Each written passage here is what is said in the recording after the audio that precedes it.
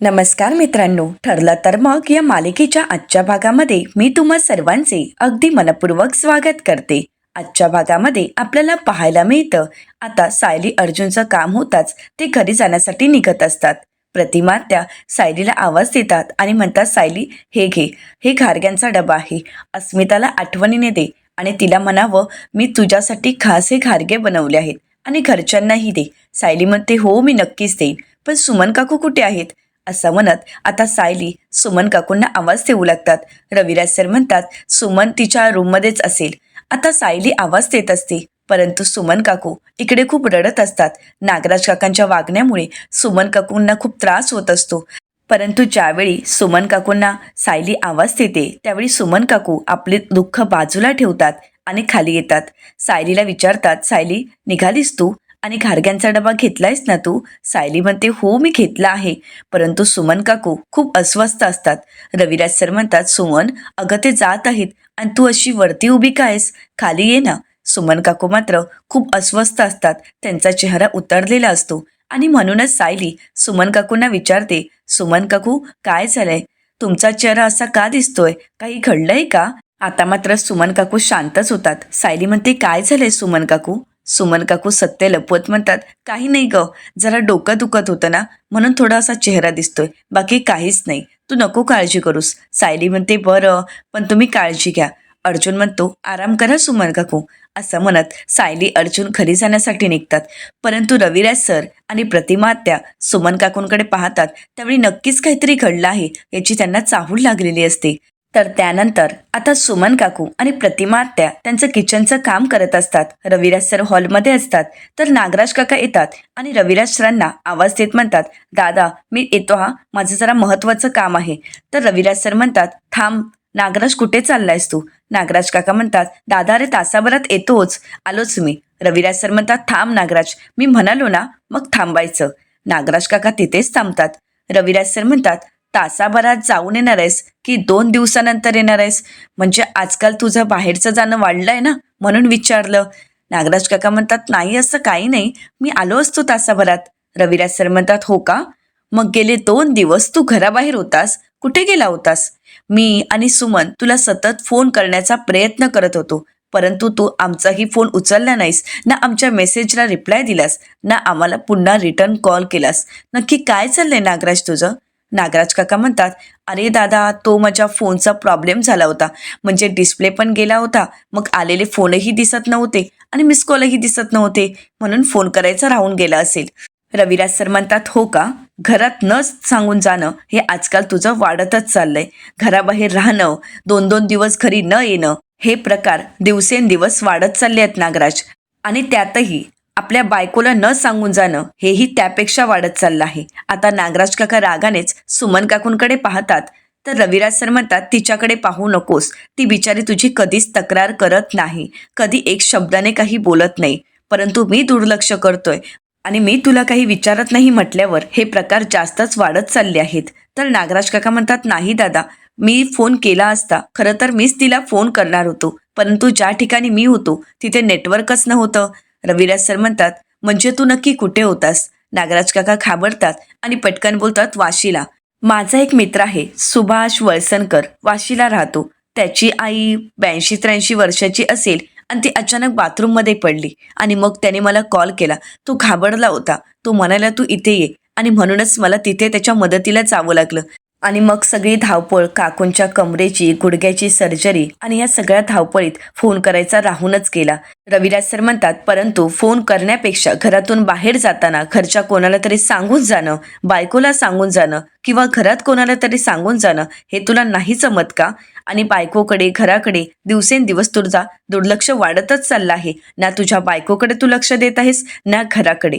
मी मिटिंगला जातो असं सांगून ज्यावेळी घराबाहेर पडायचास त्यावेळी तुझा काही बिझनेस नाही आणि तुझी कोणतीही मीटिंग नाही हे माहीत असून सुद्धा मी तुला कधी कोणताही प्रश्न विचारला नाही.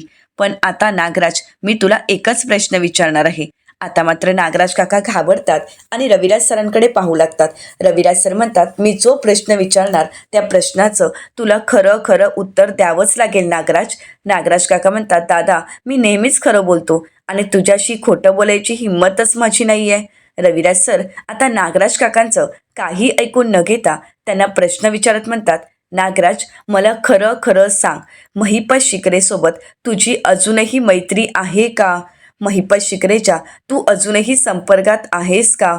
आता मात्र नागराज काकांना जुने दिवस आठवतात, ज्यावेळी नागराज काका महिपत शिकरेंच्या गुंडांना भेटण्यासाठी गेलेले असतात. त्यावेळी सुद्धा रविराज सरांनी त्यांची अशीच झडती घेतलेली असते. तर नागराज काका म्हणतात, अजिबातच नाही.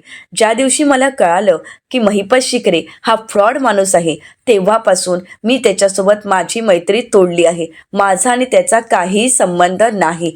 ज्या दिवशी मला सत्य कळालं त्याच दिवशी मी त्याच्यासोबत असणारी मैत्री तोडली आहे. आता हे ऐकल्यानंतर सुमन काकूंना धक्काच बसतो, कारण सुमन काकूंना सत्य माहीत असतं आणि नागराज काका खोटं बोलत आहेत हेही सुमन काकूंना चांगलंच माहीत असतं. तर रविराज सर नागराज काकांना म्हणतात, नागराज, महिपतने नक्की काय काय केलं आहे हे आम्हा सगळ्यांना माहीत आहे, परंतु तुला समजण्याचा विषयच येत नाही, कारण तुझे पाय कधी घरात नसतातच ना. तर आता नागराज काका म्हणतात, म्हणजे महिपत शिकरेने नक्की काय केलं आहे? रविराज सर म्हणतात, आमचा 24 वर्षापूर्वी जो अपघात झाला होता तो महिपत शिकरेनेच घडवून आणला होता. त्यांनी एका ड्रायव्हरला पैसे दिले होते आणि त्याच्याकडून हा अपघात घडवून आणला होता आणि ही कबुली स्वतः महिपत शिकरेने प्रतिमाच्या समोर दिली आहे. आता हे ऐकल्यानंतर आता नागराज काकांना चांगलाच धक्का बसतो. नागराज काका पूर्णपणे घाबरून गेलेले असतात. तर रविराज सर घडलेला सर्व प्रकार नागराज काकांना सांगू लागतात. कशा प्रकारे महिपत शिकरेने जंगलामध्ये प्रतिमातेंच्या समोर आपल्या गुन्ह्याची कबुली दिलेली असते. महिपत शिकरे म्हणालेले असतात, 22 वर्षापूर्वी मीच तुझ्या गाडीचा अपघात घडवून आणला होता. मीच तुमच्या कुटुंबाला मारण्याचा प्रयत्न केला होता. 22 वर्षापूर्वी मी तुला मारण्याचा प्रयत्न केला तेव्हा तू माझ्या हातून सुटलीस, परंतु आता 22 वर्षानंतर तू परत माझ्या समोर आली आहेस आणि आता तू माझ्याच हाताने मरणार, असं म्हणत ते प्रतिमात्यांना पुन्हा एकदा धमकी देत असतात. आणि हे सगळं काही आता रविराज सर नागराज काकांना सांगू लागतात. आता हे सर्व सत्य ऐकल्यानंतर नागराज काकांच्या पायाखालची जमीनच सरकते आणि ते नाटक करत म्हणतात, दादा, हे किती भयंकर आहे. खरंच हा महिपत शिकरे खूप पोचलेला माणूस आहे. रविराज सर म्हणतात, नागराज, एक गोष्ट लक्षात ठेव, महिपत शिकरेने आम्हाला काही जो त्रास दिला आहे तो खूप भयंकर होता आणि त्या माणसाने 22 वर्षापूर्वी माझं संपूर्ण कुटुंब संपवण्याचा प्रयत्न केला आणि आजही तो माणूस आमच्या मागावर आहे. यानंतर जर त्याने आमच्या कुटुंबाला काही त्रास देण्याचा प्रयत्न केला आणि त्यावेळी जर मला तू त्याच्या आजूबाजूला तरी दिसलास ना, तर त्यावेळी सगळ्यात पहिलं मी तुला जबाबदार धरेन. एक गोष्ट लक्षात ठेव, यापुढे त्या महिपत शिकरेमुळे माझ्या कुटुंबाला हानी पोचलेली किंवा त्रास झालेला मी सहन करणार नाही.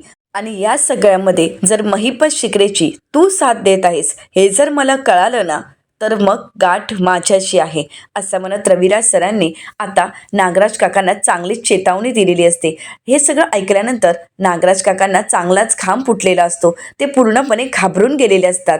तर इकडे सुभेदारांच्या घरी सचिन अस्मिताला फसवत तर असतो, परंतु आता अस्मिताच्या नकळतच बाहेर येतो आणि आता तो साक्षीला फोन करतो. साक्षीचा फोनवरचा आवाज ऐकून सचिन म्हणू लागतो, सॅम, काय झालंय, तुझा आवाज असा का येतोय?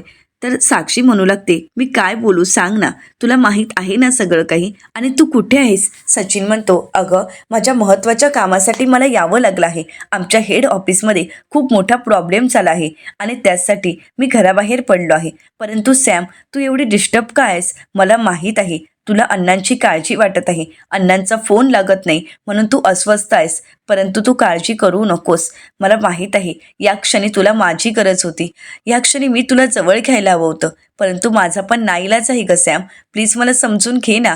तर आता सचिनला साक्षी म्हणू लागते, सचिन, तू मला फसवत तर नाही आहेस ना रे? माझा विश्वास आहे तुझ्यावर, परंतु तरीसुद्धा मला भीती वाटते, तू मला सोडून गेलास तर? तर सचिन म्हणतो, नाही सॅम, असं कधीही होणार नाही. मी तुला सोडून कुठेही जाणार नाही. आणि सॅम, प्लीज माझ्यावर विश्वास ठेव. आपलं हे नातं असंच घट्ट असणार आहे. आणि हो, काही झालं तरी मी तुझे साथ सोडणार नाही. आणि जोपर्यंत आपण दोघं एकत्र आहोत तोपर्यंत तू काळजी करू नकोस. काहीच होणार नाही आहे आणि अण्णांशी कॉन्टॅक्ट होत नाही म्हणून तू डिस्टर्ब आहेस ना. अण्णांचा कॉल येईल तुला, नक्कीच येईल, पण तू स्वतःला सावर. सॅम, काळजी घेतो, असं म्हणत आता सचिन फोन ठेवतो. तर इकडे रविराज सरांशी खोटं बोलत पुन्हा एकदा नागराज काका महिपत शिकरेंना भेटण्यासाठी येतात. आता नागराज काका महिपत शिकरेंना आवाज देऊ लागतात आणि म्हणतात, महिपत, अरे मी तुझ्यासाठी खाऊ आणला आहे, तुला भूक लागली असेल ना. परंतु महिपत शिकरे काहीच बोलत नसतात. तर आता नागराज काका म्हणतात, प्रियाने पुन्हा एकदा याला गुंगीचं औषध तर दिलं नाहीये ना, असं म्हणत आता पुन्हा एकदा नागराज काका महिपत शिकरेंना आवाज देऊ लागतात. परंतु महिपत शिकरे गुंगीत असतात असं नागराज काकांना वाटताच नागराज काका म्हणू लागतात, महिपत, अरे शुद्धीवर ये, तुला भूक लागली असेल ना, हे घे, मी तुझ्यासाठी वडापाव आणला आहे. नागराज काका आता महिपत शिकरेंच्या बाजूला बसतात आणि म्हणतात, महिपत, असं म्हणत ते त्याच्या डोळ्यावर पाणी मारतात. तर त्यानंतर त्यांचा एक हात सोडवत म्हणतात, महिपत, आता मी तुझा हा एक हात सोडणार आहे. मी खरं तर तुझ्यासाठी पुरणपोळ्याच आणणार होतो, पण सुमनला कसं सांगणार ना की नागराजला पुरणपोळ्या हव्या आहेत. असं म्हणत आता महिपत शिकरेंचा ते हात सोडतात आणि म्हणू लागतात, काहीही झालं तरी आपली मैत्री आहे, आपण दोघे मित्र आहोत, त्यामुळे एकमेकांची काळजी तर वाटणारच ना. परंतु ज्या क्षणी आता नागराज काका महिपत शिकरेंचा हात सोडतात त्यावेळी महिपत शिकरे आता नागराज काका बेसावत असताना त्यांचा गळा पकडतात आणि म्हणू लागतात, मला बांधून ठेवण्याची हिंमत केली नागराज शेठ. अहो, कोणाची हिंमत नाही झाली या महिपत शिकरेला हात लावायची, आणि तुम्ही मला बांधून ठेवले, तुम्ही मला डांबून ठेवले. आता तुमची सुटका नाही. आता तुमची पित्र जरी वरून खाली आली तरी सुद्धा तुम्हाला वाचवू शकणार नाही. आज तुम्ही 113% मरणार. असं म्हणत आता नागराज काकांचा त्यांनी गळा आवळलेला असतो. नागराज काका स्वतःला सोडवण्याचा प्रयत्न करत असतात, परंतु महिपत शिकरेने तिथेच त्यांना आडवं केलेलं असतं. आता मात्र नागराज काका तिथेच कोसळतात आणि महिपत शिकरे वडापाव एन्जॉय करत असतात. तर दुसरीकडे सुभेदारांच्या घरी आपल्याला पाहायला मिळतं, सायली अर्जुन घरी येतात तर सचिन काम करत असतो आणि म्हणूनच अर्जुन सचिनला विचारतो की सचिन, अजूनपर्यंत काम चालू आहे, आज काम जास्त आहे वाटतं. सचिन म्हणतो की हो, कामाचा लोड वाढतच चालला आहे. तर इकडे सायली कल्पनाताईंना विचारते, आई, अस्मिताताई कुठे आहेत. तर कल्पनाताई म्हणतात, अस्मिता तिच्याच रूममध्ये आहेत. प्रतापराव म्हणतात, हो ना. अस्मिताला म्हटलं की बाहेर ये, मोकळेपणाने आमच्याशी बोल, परंतु ती रूमच्या बाहेर यायला तयारच नाहीये. तर कल्पनाताई म्हणतात, जेव्हापासून सचिनचं आणि तिचं भांडण झालं आहे तेव्हापासून ती फक्त तोंड पाडून बसली आहे, ती खूप अस्वस्थ आहे, आणि तसंही सचिन तरी तिच्याशी नीट कुठे बोलतोय. असं म्हणत आता कल्पनाताई सुद्धा खूप अस्वस्थ असतात. सायली म्हणते, काळजी करू नका. सायली आता प्रतापरावांना म्हणते, बाबा तुम्ही आणि आहोत तुम्ही. असं म्हणत अर्जुन आणि प्रतापरावांना म्हणते, तुम्ही दोघांनी सुद्धा इथे सचिन भाऊजींशी बोलायचं आहे, मी आणि आई अस्मिताताईंशी बोलतो. असं म्हणत सायली आणि कल्पनाताई अस्मिताशी बोलण्यासाठी तिच्या रूमच्या दिशेने जातात. कल्पनाताई विंडोतून पाहतात तर अस्मिता शांत बसून असते. कल्पनाताई सायलीला म्हणतात, सायली, अस्मिताला असं अस्वस्थ मी कधीच पाहिलं नाही ग. अस्मिताची ती अवस्था पाहून कल्पनाताईंना खूप वाईट वाटत असतं. तर सायली कल्पनाताईंना घेऊन अस्मिताच्या रूममध्ये जाते आणि म्हणते, अस्मिताताई, हे काय, तुम्ही असं तोंड पाडून का बसलाय. तुम्हाला माहीत आहे का, मी काल परवा कुठेतरी वाचलं आहे, बसून बसून आपल्या शरीराचं एवढं नुकसान होतं जेवढं साखर जास्त खाल्ल्याने होतं. त्यामुळे असं बसायचं नाही. आपण सगळ्यांसोबत हसत खेळत राहायचं आणि कुठल्याही गोष्टीचा विचार तर अजिबातच करायचा नाही. अस्मिताताई, अहो चला ना, आमच्यासोबत गप्पा मारा. आपण एक काम करूयात का, थोडा वेळ गवतावर चालूयात आणि त्यानंतर पूर्णाजीला व्हिडिओ कॉल करूयात का.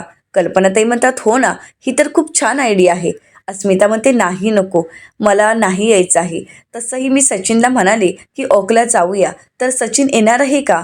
तर सायली म्हणते, कदाचित सचिन भाऊजी तुमच्या बोलण्याची किंवा तुम्ही विचारण्याची वाट पाहत असतील.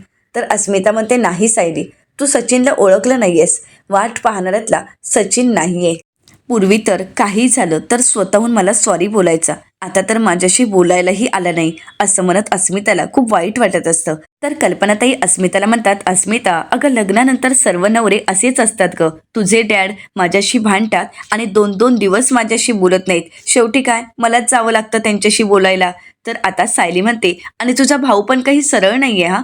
जेव्हा ते माझ्याशी चांगलं बोलत असतात, गोड बोलत असतात, त्यावेळी ते शांत असतात, परंतु एखाद्या दिवशी चिडले तर मग मात्र काही बोलायची सोयच नाही. मी सुद्धा मध्ये मध्ये त्यांच्याशी भांडतेच, कारण अस्मिताताई, काय असतं ना, नवऱ्यांशी भांडण्यात सुद्धा काहीतरी एक वेगळीच मजा असते. म्हणून मी सुद्धा मध्ये मध्ये काहीतरी खुरापती काढते आणि त्यांच्याशी वाद घालते, परंतु ही सगळी मज्जाच असते. तर अस्मिता म्हणते, कारण तुमची भांडणं सुद्धा गोडच असतात ना. कारण तुझा नवरा घरापेक्षा घराबाहेर जास्त लक्ष देत नाही सायली. आता हे ऐकल्यानंतर कल्पनाताई अस्मिताला विचारतात, म्हणजे अस्मिता तुला नक्की काय म्हणायचं आहे? आता कल्पनाताईंना या सगळ्याचा त्रास नको, म्हणूनच सायली म्हणते, काही नाही आई, सचिन भाऊजींच्या कामाबद्दलच बोलत आहेत त्या. तर आता अस्मिता म्हणू लागते, मी थोडी आडवी होते कारण नंतर आपण ओकला जाऊ, मला थोडं आरामाची गरज आहे. असं म्हणत अस्मिता सायली आणि कल्पनाताईंशी बोलण्यासाठी टाळाटाळ करत असते. तर कल्पनाताई म्हणतात, बरं ठीक आहे, तू आराम कर, परंतु अस्मिता आता कुठलेही विचार करायचे नाही, मनात कुठलेही निगेटिव्ह विचार ठेवायचे नाहीत. तर सायली अस्मिताला म्हणते, अस्मिताताई मी एक काम करू का, तुम्हाला लहान आवाजातच गाणी लावून देऊ का? तर अस्मिता होकार देते. सायली तिला गाणी लावून देते आणि त्यानंतर कल्पनाताई आणि सायली अस्मिताला शांत झोपी घालतात. सर्वांनाच अस्मिताची खूप काळजी वाटत असते आणि म्हणूनच सायलीने सांगितल्याप्रमाणे अर्जुन आणि प्रतापरावही आता सचिनशी बोलायचं ठरवतात. अर्जुन सचिनला विचारतो, सचिन खूप बिझी आहेस का? असं म्हणत ते दोघंही त्याच्या बाजूला जाऊन बसतात. तर सचिन त्यांना म्हणतो की हो, काही मेल पेंडिंग आहेत, ते पूर्ण करत आहे. तर प्रतापराव आता सचिनला म्हणतात, सचिन तुझं एवढं काम झाल्यानंतर आपण थोडा वेळ बोलूयात का? सचिन म्हणतो, नाही डॅड, माझं काम संपायला खूप वेळ लागणार आहे. असं म्हणत सचिन लॅपटॉप बंद करतो आणि म्हणतो, डॅड तुम्हाला काय बोलायचं आहे हे मला चांगलंच माहीत आहे. मला माहीत आहे की तुम्हाला अस्मिताची काळजी वाटत आहे. तर प्रतापराव म्हणतात, हो ना, मग सचिन आता माझी एक गोष्ट आहे, तुमचं जे काही भांडण आहे ना ते आता लवकरात लवकर मिटवा. आता अस्मिताला या अवस्थेमध्ये जास्त ट्रेस नको देऊस. सचिन म्हणतो, मी तिला ट्रेस देतच नाहीये बाबा, पण ती एक एक नवीन काहीतरी कारण काढते आणि माझ्याशी वाद घालत असते. तर प्रतापराव म्हणतात, हो, पण या सगळ्यात तुलाच आता तिला सावरावं लागणार आहे. तर सचिन म्हणतो, मी तिला सावरण्याचा प्रयत्न करतोय, परंतु अस्मिता मात्र माझं काही ऐकून घ्यायला तयारच नाहीये. ती माझ्याशी फक्त भांडतच असते. ती माझं काही ऐकून घ्यायला किंवा ती शांतपणे काही बोलायला माझ्याशी तयारच नाहीये.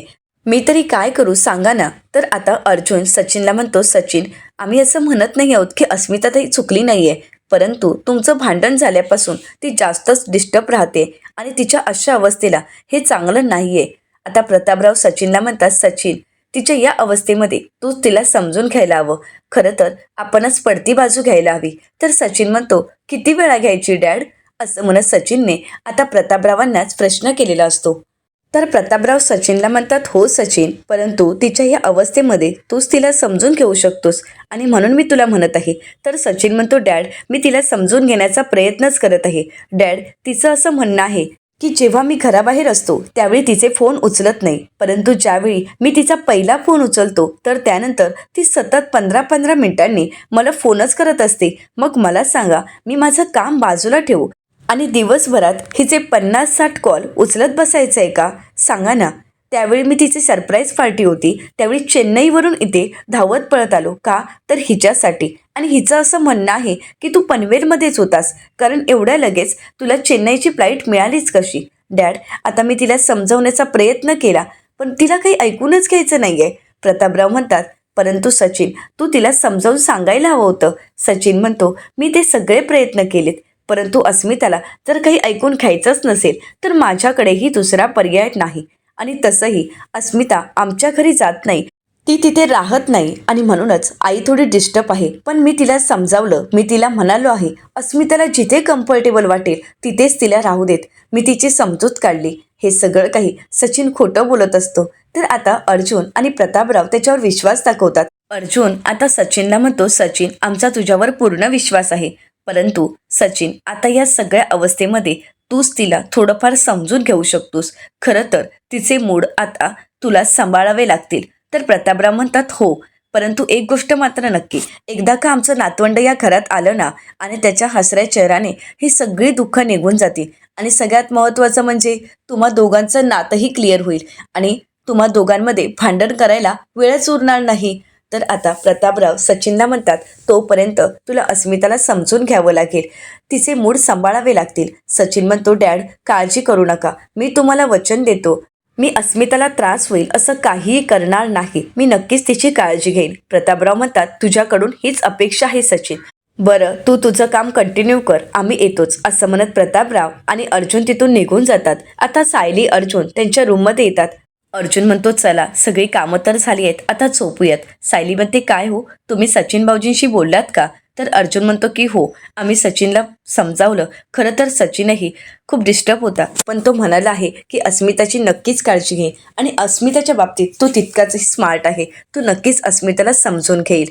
तर त्यानंतर अर्जुन म्हणतो चला आजची कामं सगळी झाली आहेत, आता निवांत झोपायला हवं. सायली अर्जुनकडे पाहते आणि म्हणते खरंच आजची सगळी कामं झाली आहेत का? आता त्याचवेळी अर्जुनचा समोर लक्ष जातो. अर्जुनच्या फाईलचा तसाच पसारा असतो. आता सायलीच्या नजरेत तो पसारा काही चुकलेला नसतो. तर अर्जुन म्हणतो खरंच या बाबतीत ना बायकोची नजर अगदी एक्सरे मशीनसारखी फिरत असते. इकडे काय आहे तिकडे काय आहे बरोबर माहीत असतं. तर सायली अर्जुनला म्हणते समोरच्या फाईल आणि समोरचा पसारा बघण्यासाठी एक्सरे मशीनची गरजच नाही आहे, त्यासाठी फक्त बायकोची नजर पुरेसी आहे. अर्जुन म्हणतो क्या बात आहे. हेच ऐकण्यासाठी हा एवढा अट्टहास होता, हा सगळा काही पसारा त्याचसाठी होता. सायली म्हणते हो का, पण तो आता आवरून कोण ठेवणार आहे? अर्जुन म्हणतो चला. तर आता सायली म्हणते पण तो पसारा आवरल्याशिवाय तुम्हाला झोपताही येणार नाही. आता मात्र अर्जुनचा नाईलाज होत असतो. तर येणाऱ्या पुढील भागामध्ये आपल्याला पाहायला मिळतं प्रतिमा आत्या आता नागराज काकांना म्हणतात यापुढे जर आम्हाला कोणाला न सांगता घराबाहेर पडलात आणि येतो असं सांगून रात्रभर आलाच नाहीत तर दुसऱ्या दिवशी घरी यायचं नाही. आता मात्र नागराज काका त्यांच्या रूममध्ये येतात. तर सुमन काकू म्हणतात काय हो, काल भाऊजी तुम्हाला एवढे ओरडलेत तरीसुद्धा तुम्ही रात्रभर घराबाहेरच होता ना, कुठे होता तुम्ही? महिपत शिकरेलाच भेटण्यासाठी गेला होता ना? आता मात्र नागराज काका रागाने सुमन काकूंकडे पाहत असतात. तर दुसरीकडे पाहायला मिळतं सायली अर्जुनला प्रश्न करत म्हणते 22 वर्षापूर्वी बाबू जो ट्रक चालवत होता त्या ट्रकचा मालक कोणीतरी वेगळाच असू शकतो ना? तर अर्जुन म्हणतो परंतु 22 वर्षापूर्वी काही सापडलं नाही तर ते आता कसं काही सापडेल आणि आता कसं काही कळणार आहे? तर सायली म्हणते 22 वर्षापूर्वी ज्या घटनांचा उलगडा झाला त्या घटना पोलिसांनाही माहीत नाही. कदाचित बाबू जी गाडी चालवत होता त्या गाडीचा ड्रायव्हर वेगळा असेल आणि त्याला नक्कीच काहीतरी माहीत असेल. तर अर्जुन म्हणतो हो, त्या गाडी मालकाला जर आपण भेटलो आणि त्याला जर महिपत शिकरेबद्दल काही माहीत असेल तर त्या सुपारी देणाऱ्या माणसापर्यंत आपल्याला पोहोचायला मिळेल असं म्हणत आता सायली अर्जुन गाडीच्या ड्रायव्हरला भेटायचं त्याचा शोध घ्यायचा ठरवतात. आता सायली अर्जुनच्या हाती 22 वर्षापूर्वीच्या ट्रकचा मालक लागेल का? सायली अर्जुनला नागराज काकांचं सत्य कळेल का? अशा असंख्य प्रश्नांची उत्तरं आपल्याला येणाऱ्या पुढील काही भागांमध्ये पाहायला मिळणार आहेत. मित्रांनो, अशाच मालिकांचे नवनवीन अपडेट पाहण्यासाठी चॅनलला नक्कीच सबस्क्राईब करा. आणि हो, आजचा हा व्हिडिओ आवडला असेल तर व्हिडिओला लाईक करायलाही विसरू नका. व्हिडिओ पाहिल्याबद्दल तुम्हा सर्वांचे अगदी मनपूर्वक धन्यवाद.